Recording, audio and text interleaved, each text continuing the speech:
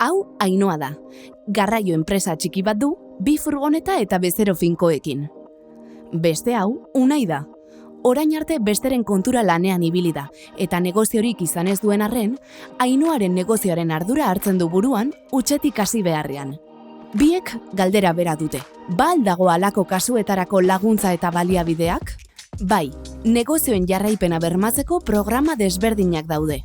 Negozioaren ardura hartuko duen pertsona edo pertsonentzako programak dituzu, baita eskualdatuko duen pertsonarentzako ere.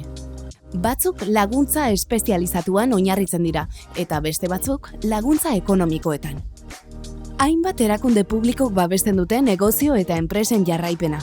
Esaterako, udal programek edo programa sektorialek.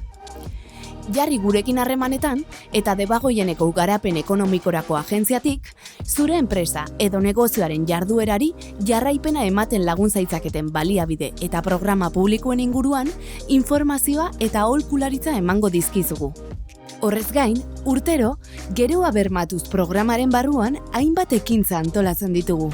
Hala nola, sentsibilizazio hitzaldiak eta aholkularitza espezializatu eta pertsonalizatuak zure enpresaren eskualdaketa arrakastaz gauzatzen laguntzeko. Laburbilduz, Ainoa edo Unairen egoeran bazaude, badago bidea eta badago babesa eskualdatzea egin nahi duenarentzat, eta baita erreleboa hartzen duenarentzat ere.